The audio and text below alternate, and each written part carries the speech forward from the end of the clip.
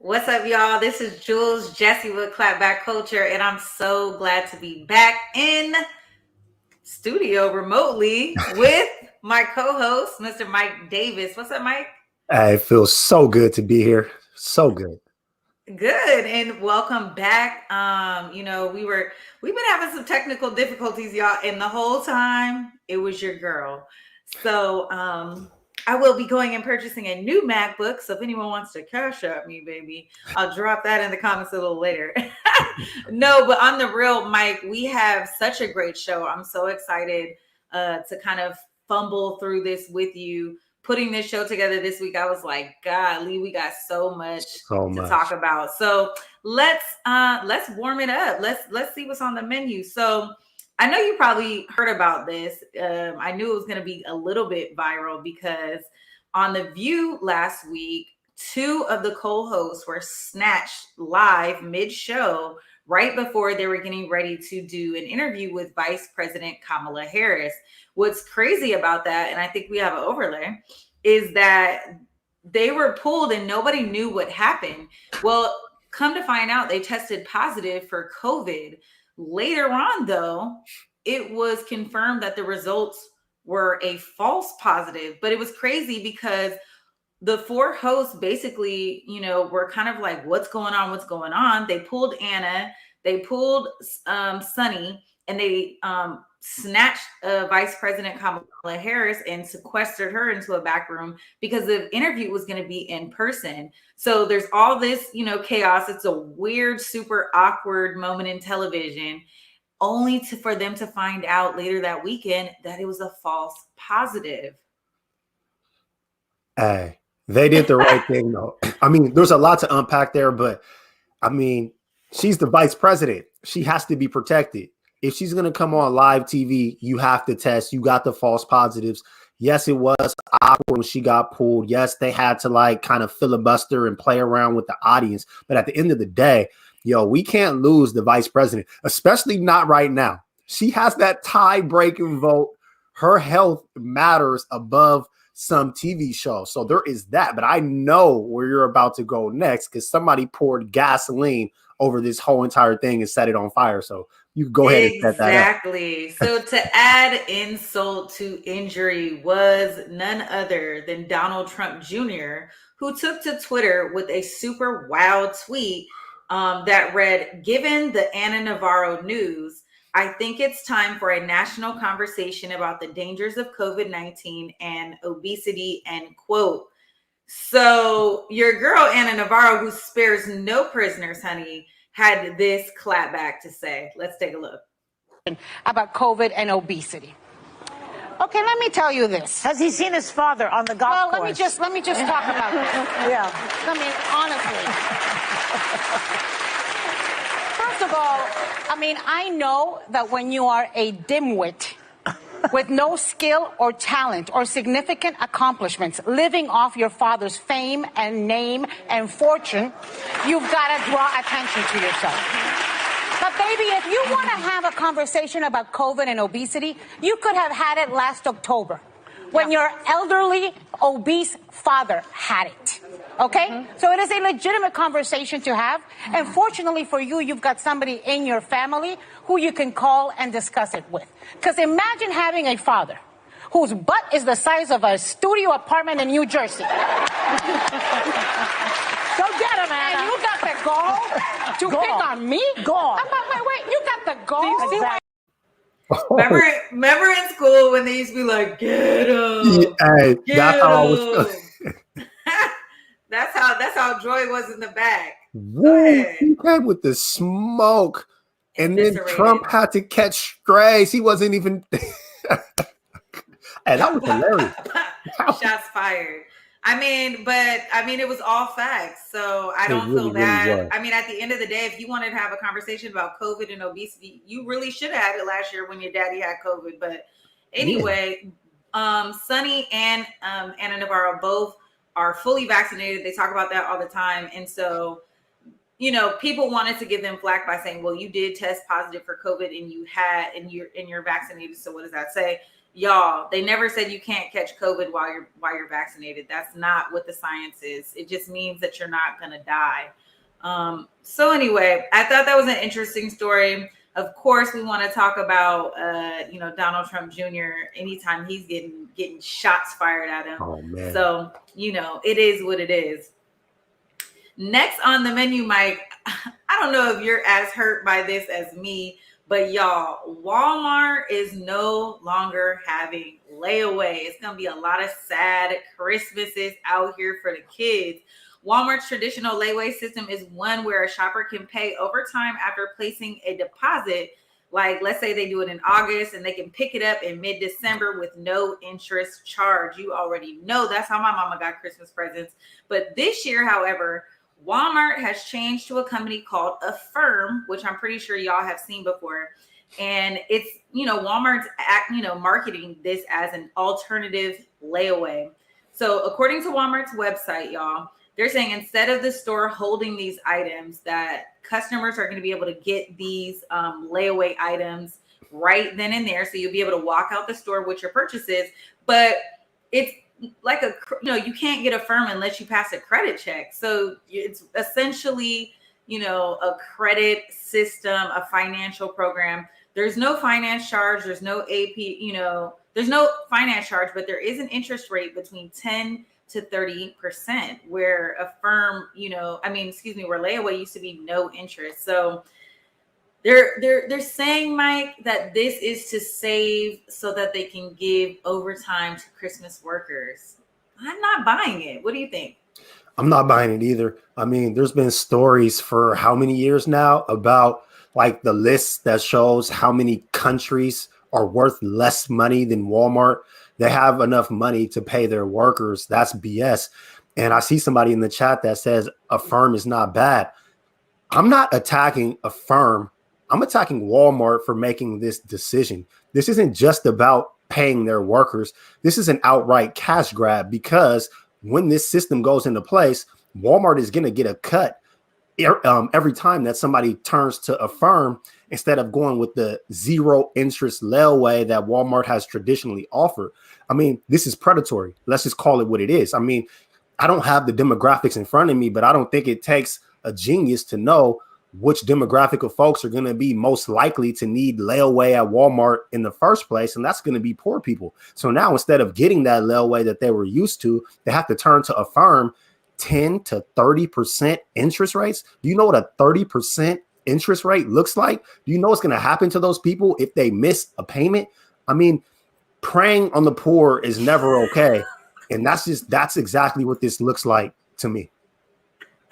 And you're dying laughing. I'm dying because of Santana's comment. Oh, please put it up.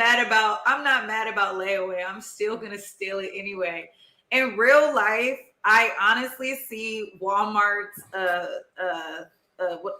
thrifting, stealing whatever. I can't even think of the word right now, but people are Shoplifting. shoplifting. Thank you.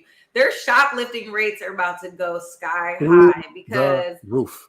you think you're gonna be like, just think though, like full Christmases was purchased on layaway, full back to school gear was purchased on layaway. Like you used to be pressed to go with your mom and be like, all right, get what you want for Christmas. You load it in the cart, and she puts Yes. that thing on layaway.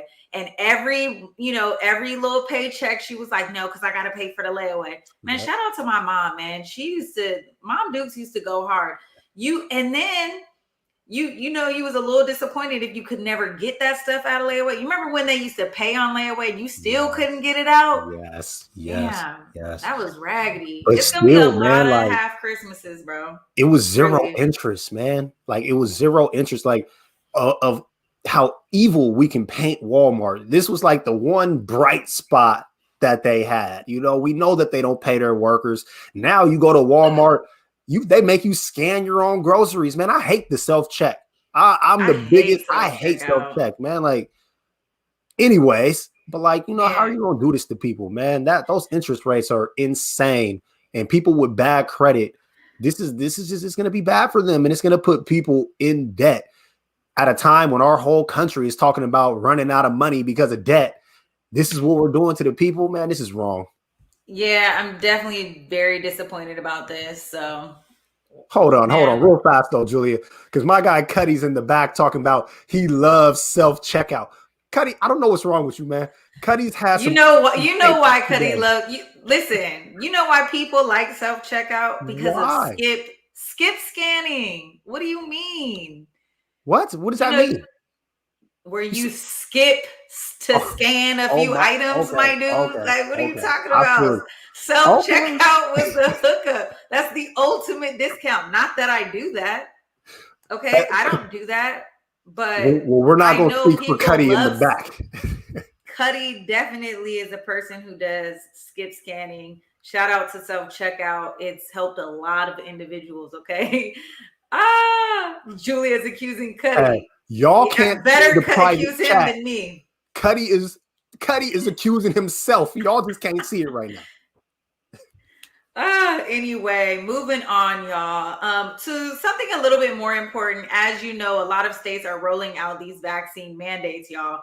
But New York may use the National Guard to replace unvaccinated healthcare workers. So this is cool. The first woman to serve as governor of New York, Miss Kathy Hochul, has released a comprehensive plan that outlines the steps she may take to increase the healthcare workforce in the event that large numbers of hospitals and nursing home employees don't meet the state's vaccination deadline, which I believe kicks in fully on Monday. Governor Hochul says the plan includes preparing to sign an executive order, if necessary, to declare a state of emergency where she will be able to increase the workforce supply and allow qualified healthcare professionals that are licensed in other states and other countries to come into New York and be able to offer their medical services, which includes other options like deployment of the medically trained National Guard members and partnering with the federal government to deploy something called disaster medical assistance teams. So she sounds like a woman with a plan. Yeah, absolutely. And real fast, Cuddy, can you put up Dora's last comment? Because that's a really good point. Like, I feel like the National Guard has been in the news so much lately for getting called to protest.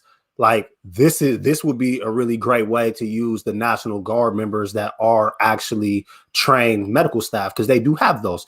But something that I'm actually pretty interested in is that as of last Wednesday, 84% of the hospital workers in New York statewide are fully vaccinated. So when we're talking about the unvaxxed healthcare workers, we're really talking about 16% of their workforce.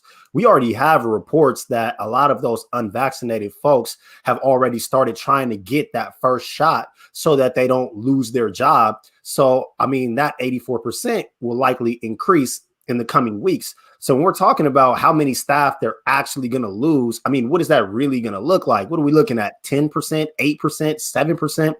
That's not really a lot. sometimes when we're having these conversations, we make it seem like, oh, they put this mandate and they're going to lose all their staff. Well, no, they're not going to lose all their staff. We're looking at a really, really small percentage of staff. And this is the same thing we see here in Seattle, where in Washington, we have those same mandates. But when you look at like King County, or specifically the city of Seattle, we're so heavily vaccinated here anyway that the percentage of workers that we're looking at losing really is minuscule. So I think this is a good topic, and I'm glad that we're having this conversation, but I don't want to blow the dog whistle the way that some of those Fox News pundits are trying to make it seem like the healthcare industry in New York is going to come crashing down on our heads, because that's absolutely not true. There's a very, very small percentage of unvaccinated workers.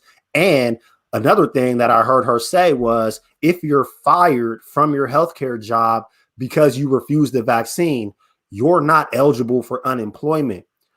No. There's not going to be too many people that could really afford to lose their whole entire income, lose their health care, and not be able to collect unemployment. So I really think that we need to pump the brakes. We need to let a few weeks go by, and let's see how many people they actually lose. Man, very good points. A couple things there. So today the percentage is up to 87%. And you're right, Mike. According to the data, I went and checked. I wanted to see if there were other regions, and I see Leon in the comments talking about this. I wanted to see if there were other pockets in the state of New York that had lower vaccination rates. And honestly, I didn't see anything under 79%, and that was all of the regions. So New York is looking good, man. And to your point, Mike, I think you raise a good point.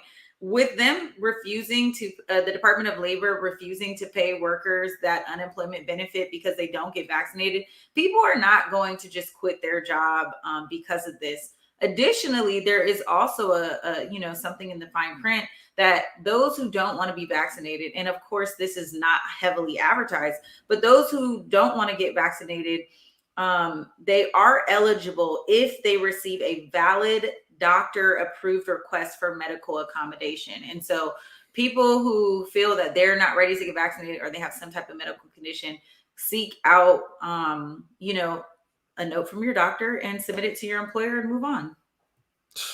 I mean, that sounds fair to me. I mean, this is what it is. Like, this is the world that we live in, and we all got to live here together.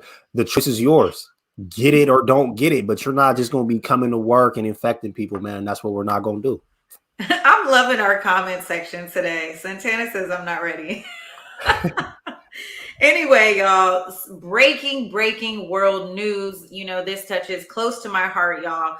And I think we have a clip. We're going to get ready to tee up this clip, but the Ecuadorian president declared a state of emergency in the prison system after deadly clashes among gang members in a coastal prison, killing at least 116 people and injuring 80 people. Authorities say the deadly riots at the prison in Guayaquil are the worst they've seen in history. Let's take a look.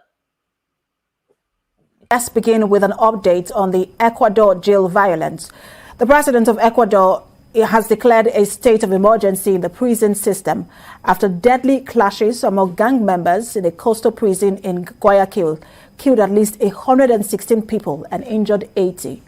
Officials say at least 5 of the dead were found to have been beheaded in the violence in what the government describes as the worst prison bloodbath ever in the country. President Guillermo Lasso declared the state of emergency Wednesday night. It gives the government powers that include deploying police and soldiers to prison facilities. Speaking at a news conference, Lasso said he could not guarantee that authorities had regained control of the prison. He expressed regret that the prisons are now being turned into territories for power disputes by criminal gangs, calling the bloodshed bad and sad. Yo, this is wild. I had no idea until this was wild. Like, it wasn't even like a riot. Like, they was fighting they had guns.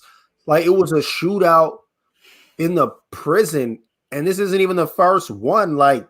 But there was like another riot in February and another one in July, and 180 people died between those. You got 116 that just died here. You got people's families saying that they can't come inside without a butt naked strip search. Yo, where the hell are they getting the guns at in the prison? I just jumped all over this. My bad. Go ahead, Julia. I mean, listen, it's not even just guns we're talking about. We're talking about knives, bombs, and freaking grenades. And so I think we got to take this back a little bit. When people get incarcerated, those individuals are devalued at the point of incarceration. They are no longer humans. They are a number. And this is proof. It is proof that it shows you that they're, that they are not human, that they're subhuman beings. And, I think it's super important that we remember that while these people are incarcerated, that they are not there to live out a death sentence. They're there to do their time and go home and to their families. And I think it's so unfortunate that this is not the first state of emergency. This is the third state of emergency. And, Rodney and I kind of balked at this, like, what the hell is the state of emergency if this is the third one? Like, what are you really putting in place? Like, what is the emergency? If you're ringing the alarm, what's happening for 116 people to be dead? And we're not even just talking about like gang killing. We're talking about severe violence, over 5 people being beheaded, people's limbs being torn off. Like this stuff is on social media. So this little clip, this little soft ass clip that we showed you guys, if you go on Facebook, Instagram, you're going to see the real clips that these families, these mothers, these sisters, these wives have to watch. And it breaks my heart that my sister wives, my community of incarcerated loved ones have to endure this and watch this. And Mike, what this also tells me, and just looking straight at this, is that this is a cocktail of the prison system being overcrowded and understaffed. And that is a recipe for disaster. And so this state of emergency is allowing the government to send in police officers and soldiers to try to go in and obtain some order, but they still haven't obtained any order yet. And one thing about this that's also going to happen is that this is going to spew out into other prisons. It's not just going to be at Guayaquil. It's going to spread out into other penitentiaries because word is going to get around.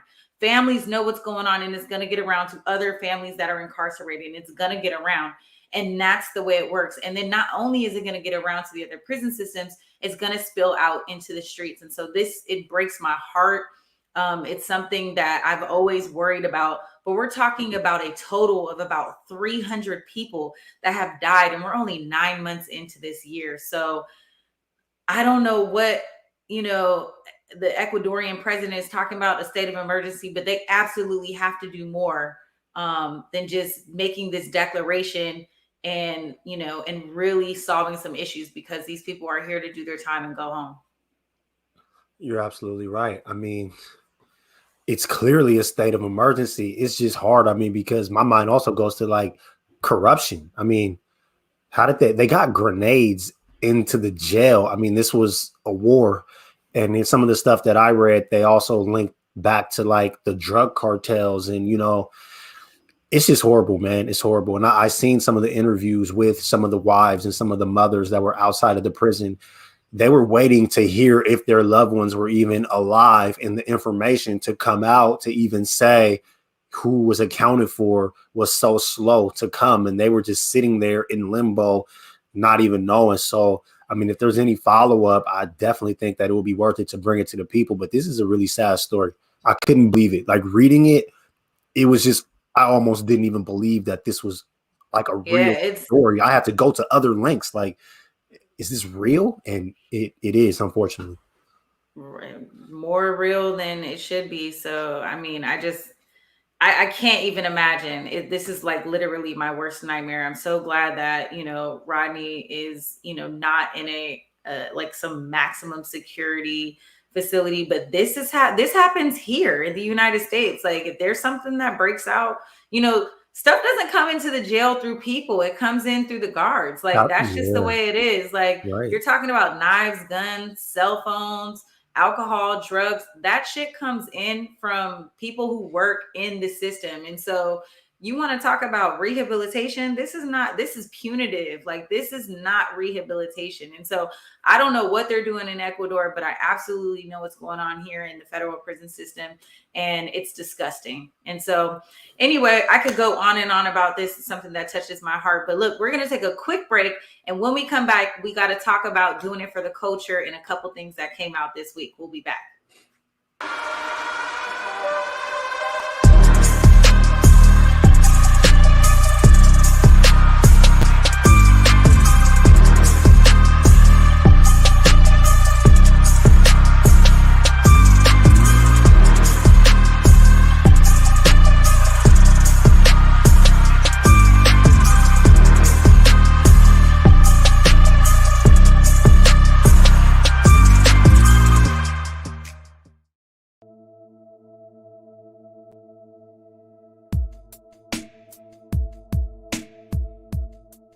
Converge Media produces culturally relevant content for Black and urban audiences.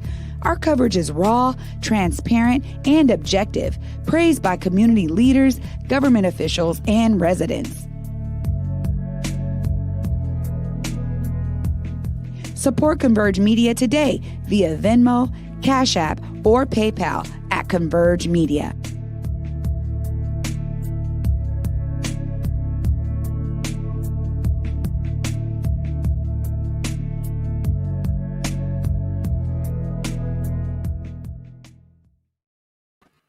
All right, y'all, welcome back. Mike, so I guess Kelly Price, singer-songwriter Kelly Price, isn't missing, like, as it was reported on social media.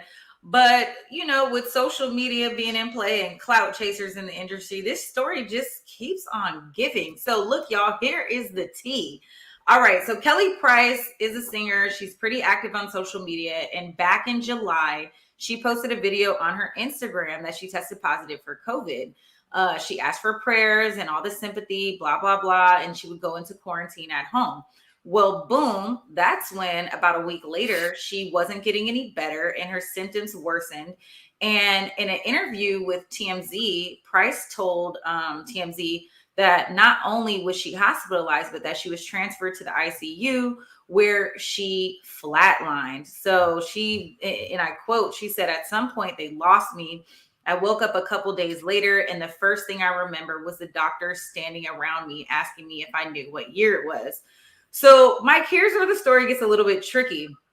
The family said that they were in touch with Kelly Price throughout her hospitalization, but 3 weeks after she was first admitted, her children said that they found out that she was discharged, but then she kind of fell off and went ghost. So, according to TMZ, Price's loved ones said they just didn't hear from her. So, Kelly is saying, look, the people who knew and who know knew I was straight. Well, this basically prompted a welfare check, and Price's sister went ahead and filed a missing persons report. And then boom, social media just blew up and it went viral and it went crazy. So there's an interview that came out on TMZ this week, y'all. And Kelly Price talks about, you know, her bout with COVID and how once she got home, she had home health aides coming to her house, and due to the HIPAA law, you know, no one was really able to say what was going on. And obviously she still was, you know, positive for COVID. She was on oxygen and she just shut everything off. She turned everything off. Her phone, she stayed off social media. She didn't talk to her family and she just wanted some peace and quiet. But then she said it got super crazy after the missing persons report, and that people were pulling up to her house, knocking on her door, knocking on her neighbor's door, and just like causing all this chaos that she even had to leave her home. Anyway, long story short, and again, this is the story that keeps on giving. Her friend, some girl and another singer named Nikki Gilbert, says that she was contacted by Kelly Price's daughter and was like, "Oh my God, my mom, you know, last time I heard from her, she was in ICU, she couldn't breathe, blah, blah, blah, blah, blah." And she was slammed by rapper Da Brat for basically using the situation to shamelessly plug her podcast where she's talking about missing women and being like an advocate for missing women. Anyway, Kelly Price is home. She says she's all good. She's, she's has long hauler syndrome. They're not even sure if she's going to be able to sing again. And it's also unclear if she was vaccinated. So this was such a weird story. It was just so wild. And it took so many turns. Like, and the whole thing like played out on social media. So like every other day, it's like, yeah, is she missing? Is she alive? Then she said she like died at one point while she was in the hospital. So it must have got like really, really bad. And now they're saying she can't sing no more. I'm glad you followed all of that as well as you did, because all I got in my notes right here is ask Julia if they found her or not, because it wasn't even clear. It went so many different ways. I'm just glad. Okay. Listen, I pulled the tea, honey, because when I saw this, I was like, what is going on with Kelly Price? And I follow her on social media, but I think, why she kind of went a little bit hush-hush is she's very religious. She has not confirmed or denied whether or not she's vaccinated, but she's very, very, very much into the Holy Spirit, honey. And so I feel like she doesn't want to say anything because, I just think she's one of those Bible thumpers, no disrespect. Yeah. That's like, God is going to make sure I'm good and nothing's going to happen to me because of the Lord that I worship and blah, blah, blah. We all got those in our families. Yeah. So I think, that's kind of her fan base and all this and that. And like sis did lose her life and maybe God brought her back to life. I don't know. But you know what? Like, why do you want to test your faith that far? Like, I just don't think I want to flatline and then be like, God saved me and I came back. Like, honestly, I don't want to be on the brink of death to know that God is real. Like, God, I love you. And I also believe that you put people on this earth called doctors and medicine in the world called vaccines to just make sure that I don't have to be on the brink of death. So yeah, man, I'm trying to work with God. Like, you know what I'm saying? We could be teammates in my health. Like, we got to do this together. I love that. Teammates. And Natasha says, yes, have faith, but also have common sense and wisdom. Amen. Amen. All right. Well, let's move on to another story, y'all. This is a good topic, and I hope we have some married folk on the line. So Will Smith was on the cover of GQ's November magazine. He is basically in there talking about his new book, but he titled this article introducing the real Will Smith, honey. And so he opened up even more what we know about his relationship to his wife, Jada Pinkett Smith. They've been married for super long, I think over 20 years now. And he talks about how their relationship started out monogamous, but has evolved throughout their decades-long marriage. Now, here is the quote, y'all. He goes into details, and keep in mind, this is coming out after 1 year when Jada Pinkett and him sat down on the Red Table Talk and discussed a very public and a very freaking cringe-worthy entanglement that Jada had with August Alsina, which is a hotmess.com. But anyway, Will spills the tea and basically says that the monogamy in their relationship came and left, blah, blah, blah. But that we have given each other trust and freedom with the belief that everybody has to find their own way. Marriage for us can't be a prison. I don't suggest our road for anybody. I don't suggest this road for anybody, but the experiences, that the freedoms that we've given one another and the unconditional support to me is the highest definition of love. Child, married people, pull up in the comments. What is going on here, Mike Davis? Are you into this open relationship, this open marriage? What are your thoughts? Look, to each his own. They can do what they got to do. But I think Dora's last comment speaks for me. Cuddy, can we get that on the screen, please? Because Will and Jada, they got to stop giving us all these details. We know too much about the details, but we don't need to know about all the entanglements. We don't need to. I mean, it's a lot. Like I was reading through that GQ article, and it's like their whole marriage is an open book. I can't live like that. Like I got more respect with the open, you do what you do, he do what he do, than I do with the let's have these red table talks and air it all out in front of America. Like I can't get with that. Yeah, I mean, I think I'm going to agree with Natasha, where she says it's up to each couple. Every relationship has their own setup, that has their own rules they set up. This is not my cup of tea. I'm a little bit too jealous to be sharing Rodney with each and every woman, child, and he's definitely not going to be allowing me to share my cookies with anybody else. But to each his own. I don't trust Will and I don't trust Jada Pinkett for relationship advice. Like at the end of the day, are y'all married?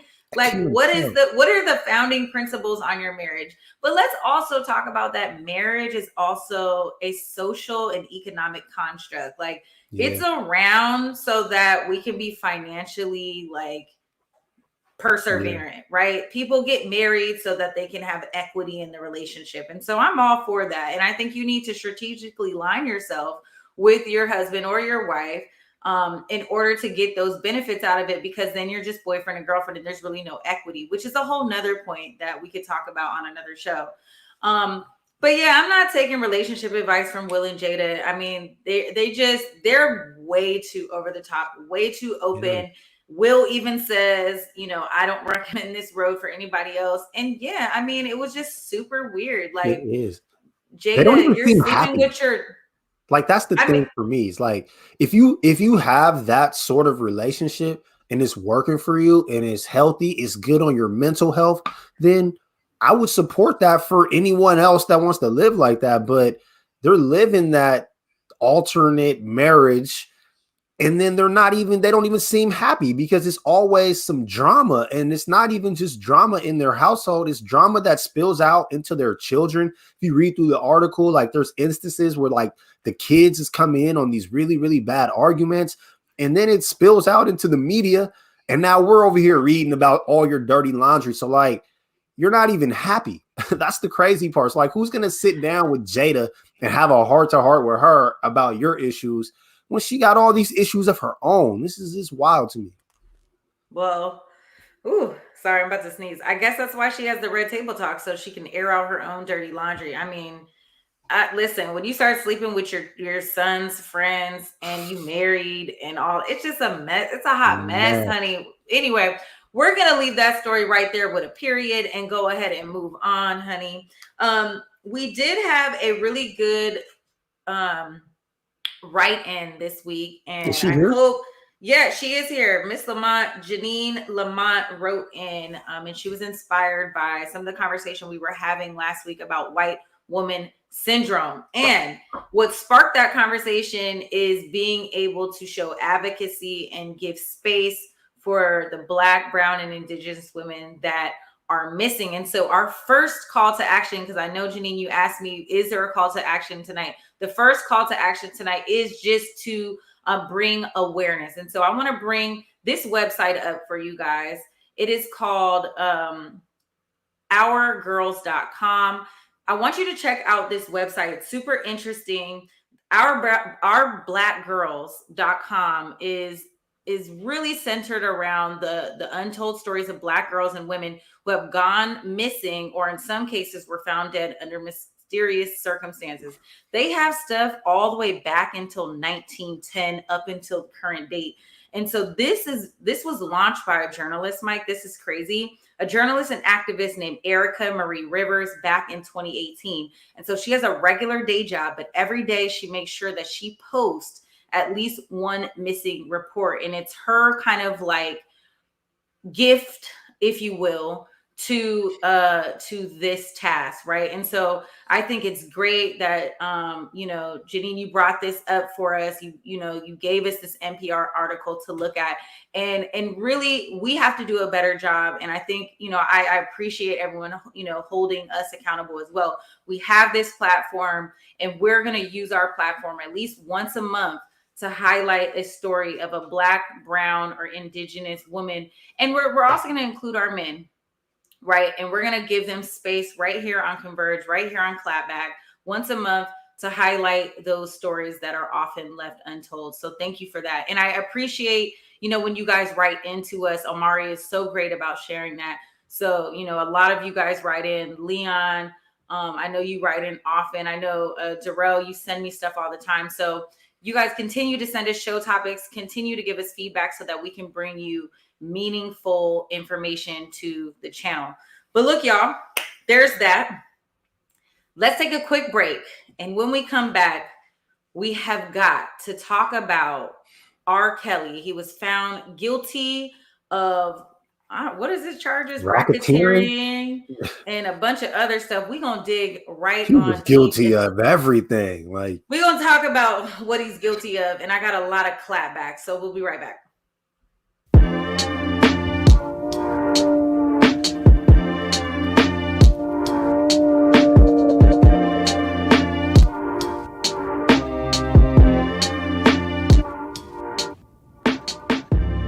Converge Media produces culturally relevant content for Black and urban audiences. Our coverage is raw, transparent, and objective, praised by community leaders, government officials, and residents.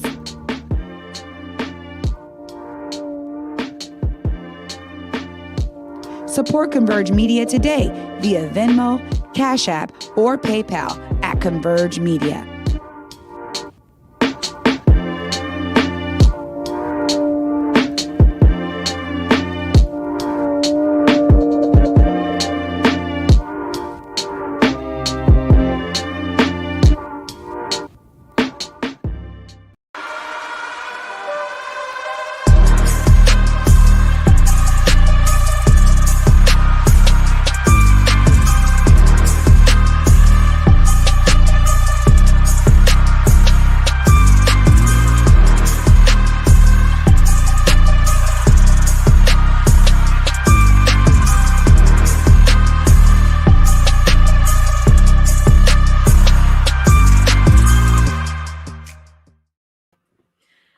Y'all, welcome back. R. Kelly was finally found guilty on all 9 charges that he was facing, including racketeering. It's a cocktail of things that is going on with R. Kelly. This is coming, and honestly, Mike, we don't even have enough time to play the video. I don't even think it's necessary to play the video because we kind of already know where we're at with this. I am so grateful that we are finally seeing Uncle Kelly being criminally charged with this, and that he is no longer able to abuse these vulnerable women. And again, how the hell can we have a conversation about protecting Black women, but yet we don't want to separate, but yet we want to separate R. Kelly from his music? I mean, we were having a conversation. And not even like in so many spaces, we have this conversation where people want to separate R. Kelly because he's this musical genius, but not want to talk about the fact that he is a predator and that he preyed on vulnerable children, little girls, that he was pulling up to the McDonald's and Burger King in high schools and looking for vulnerable girls. And it wasn't even just any girl. Like when you think about these girls, and seeing like a celebrity, oftentimes what do we do when it's a Black girl? We associate with her being fast. And so when you think about a girl being fast, you're thinking, okay, she probably, is nicely developed. She got boobs and behind. No. If you look at the type of little girl that R. Kelly was being predatory over, they were small, they were teeny, they were flat chested, they were vulnerable. They came from single parent homes oftentimes. Their mothers worked a lot of hours. Their fathers were not around. They were economically disadvantaged. And so he knew, outside of him being this charmer and outside of, his celebrity, he was doing this for years. And it was also, it also came into play that, boys, he was doing this to young boys as well. Two boys testified at this. And so I think he's absolutely disgusting and despicable. And I am not going to sit here and step in the name of love or think about the remix to Ignition.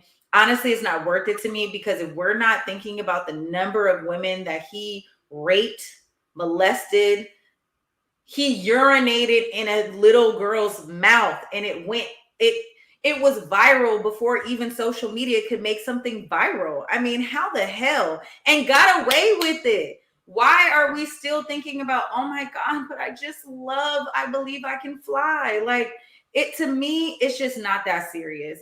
The man is sick. He needs help. I think they're going to put him under the jail. I'm not saying I'm looking forward to him being incarcerated, but I really feel that this man needs some real help. Like he really needs some help here. I'm glad to see that justice was served for the survivors. Oh man, you didn't leave much room there, but no, I mean, go ahead, black man. I mean, you said it. Wow, don't even try to come at me like that. He has to go to jail, man. I mean, he did it. Like, it's not even like he didn't do it. We know he did it. He videotaped himself doing it over and over and over.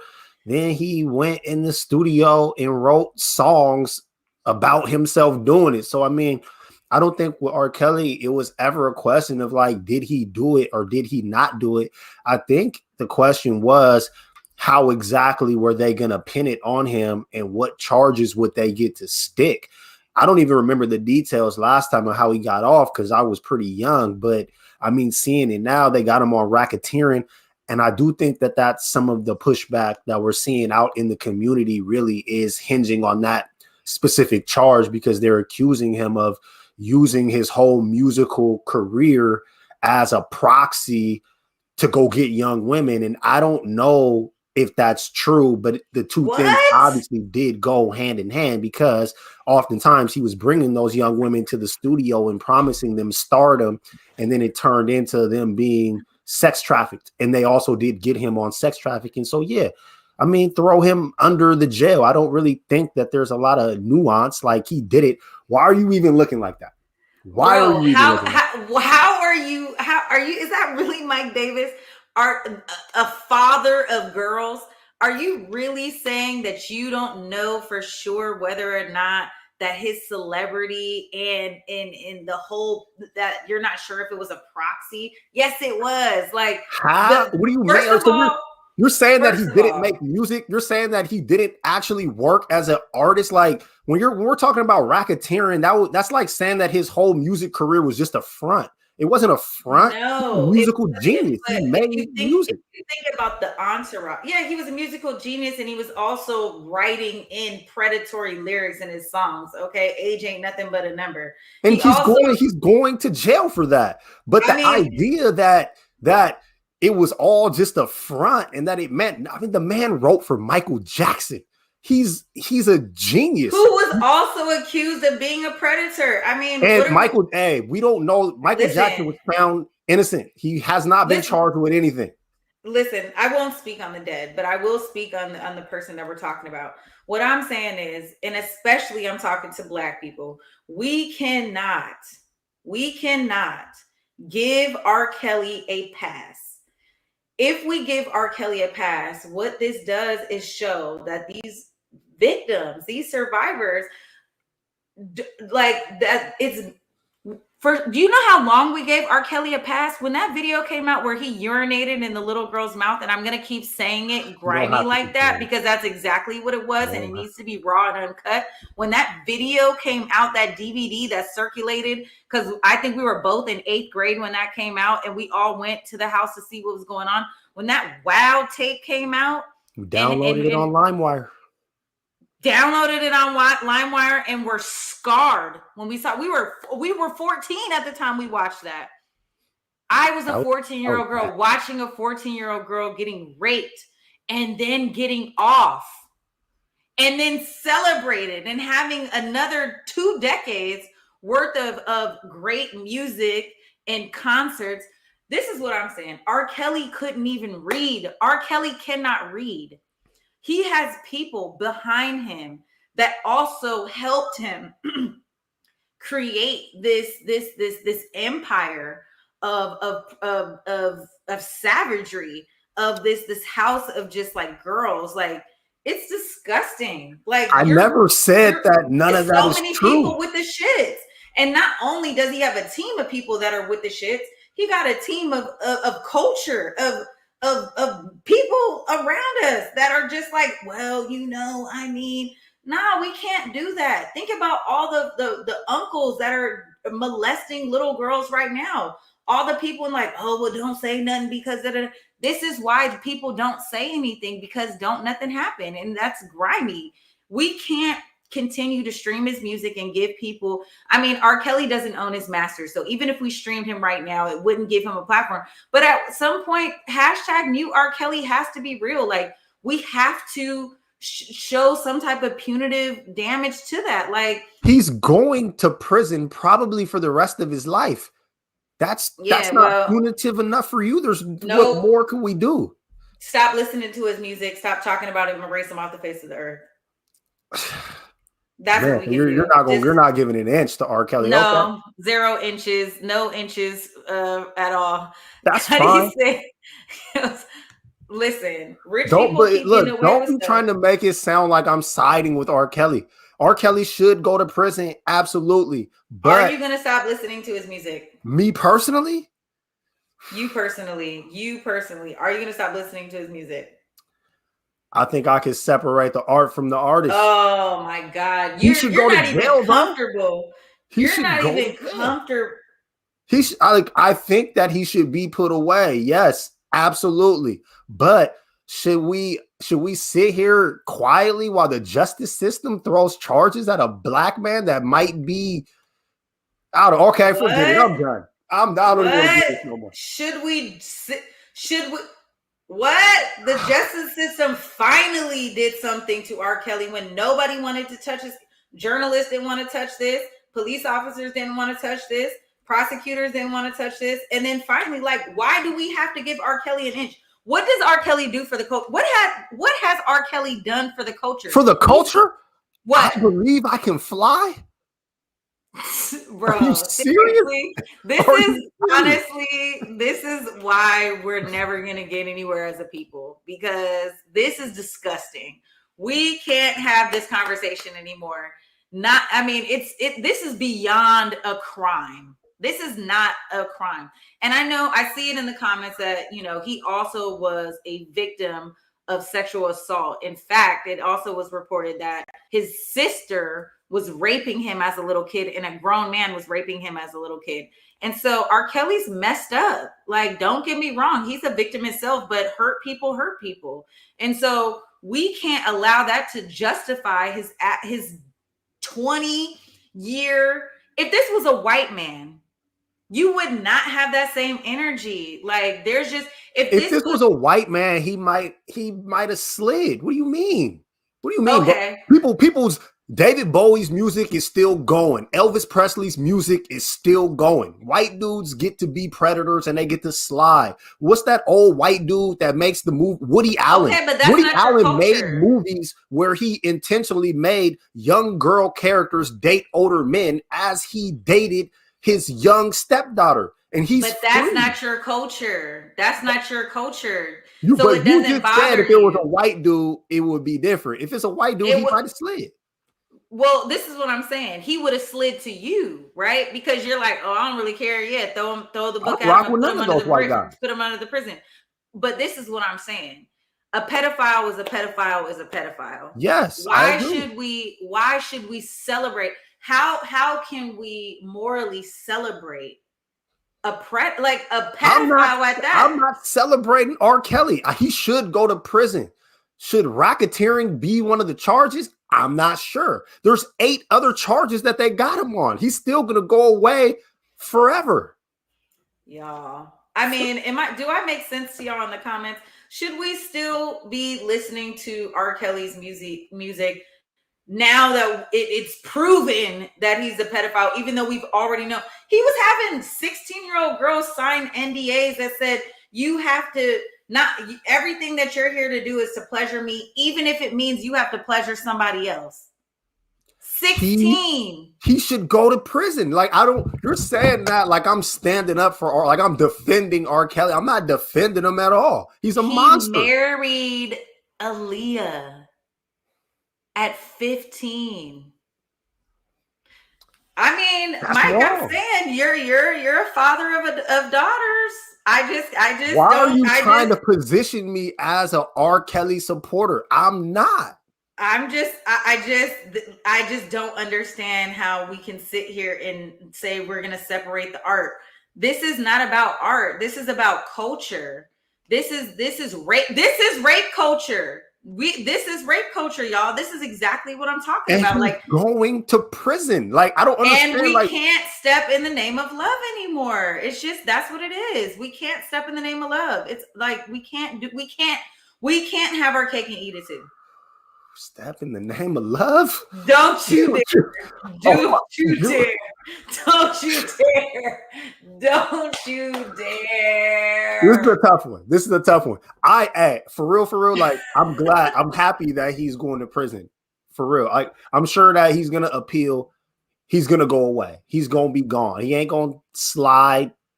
Justice was finally served. Like, I just don't understand. Like, we can't do anything more than justice. Justice has happened. Hold on. My brother telling me at the cookout?